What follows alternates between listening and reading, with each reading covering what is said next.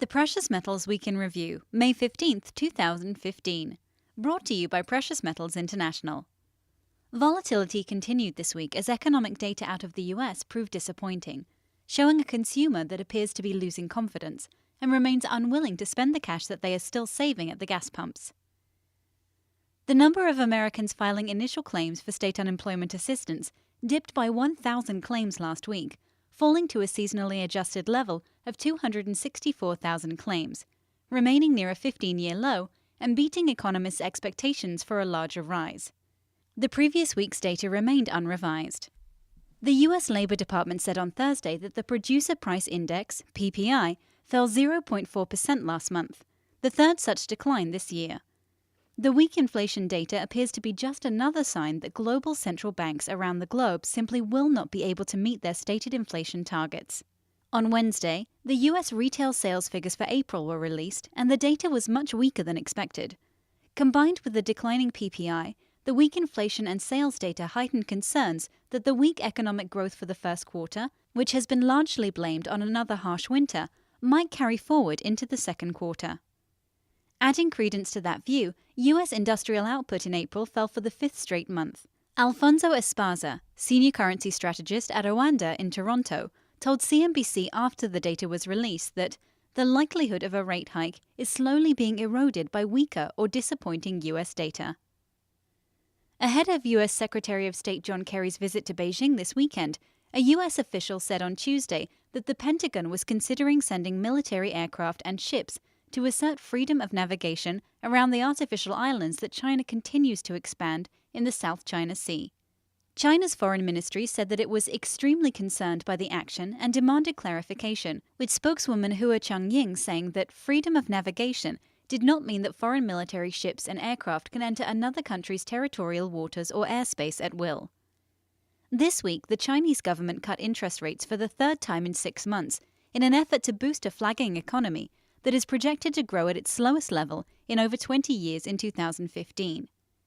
Speaking at the Global Private Equity Conference in Washington, D.C. on Tuesday, Ruchir Sharma, head of emerging markets and global macro at Morgan Stanley Investment Management, said China, to try and sustain its growth rate in the post-financial crisis era, has engaged in the largest credit binge of any emerging market in history.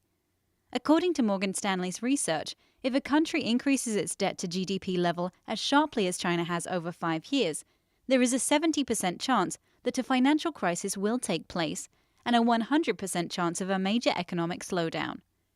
Referencing this research, Mr. Sharma said, "If China follows this template, it really is payback time." On Wednesday, China released additional economic data showing what appears to be a weak start to the second quarter. Industrial output, retail sales, and fixed asset investment all missed expectations. The weaker-than-expected data may mean that the People's Bank of China will be forced to use further monetary stimulus measures to combat further economic slowdown. In Greece, anonymous sources told CNBC that Prime Minister Alexis Tsipras has taken control of the country's reform talks with its international lenders at a critical point in the negotiations. Speculation was rampant this week that Greece would not be able to make its €750 million loan repayment to the International Monetary Fund, IMF, on Tuesday. Greece managed not only to make the payment, but to make it a day earlier than everyone expected. The unconventional means by which the loan was repaid gave many analysts cause for concern, however. Greece used €100 million of cash reserves for part of the loan repayment, and the other €650 million came from a holding account at the IMF itself. As CNBC put it after confirming the news with Greek officials, in sum, Greece tapped its IMF reserves to pay back the IMF. Crude oil prices continued to see support this week, heading for a weekly gain despite continued fears of oversupply. A weaker dollar, projections for lower U.S. crude oil output, and a potential pickup in global demand all acted to support crude prices.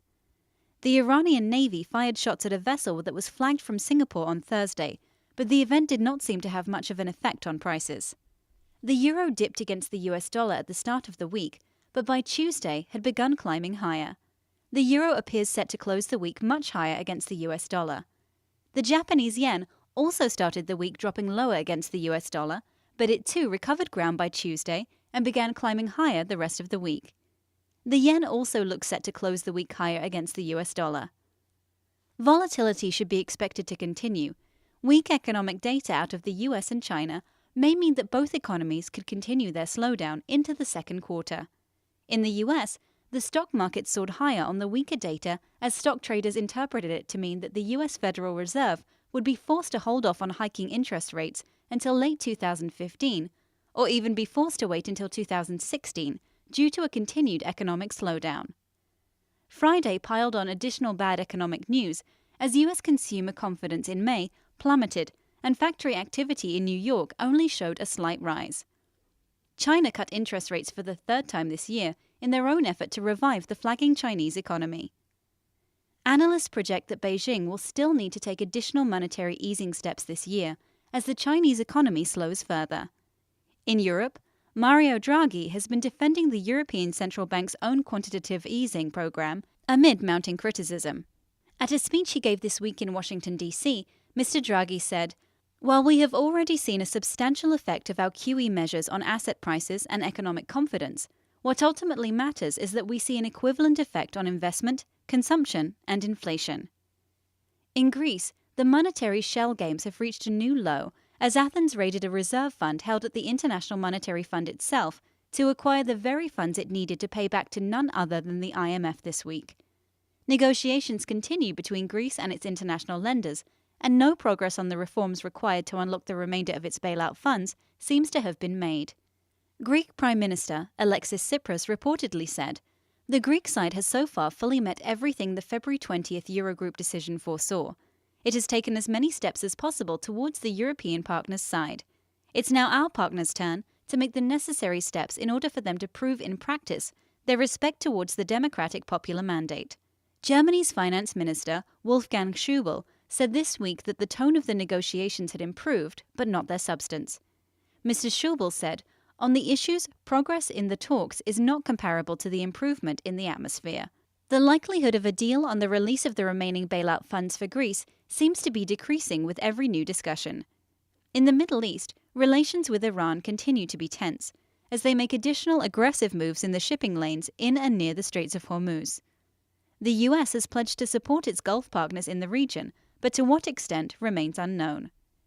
We enter the weekend with a relatively calm geopolitical arena, but as always, pay attention to global news sources through the week for any items which could continue to send precious metals prices higher from here. Remember that precious metals should always be viewed as a long-term investment, and that the key to profitability through the ownership of physical precious metals is to actually acquire and own the physical products and to hold them for the long term. Always remember that you should never overextend your ability to maintain ownership of your precious metals over the long term. The Precious Metals Week in Review, May 15, 2015, brought to you by Precious Metals International.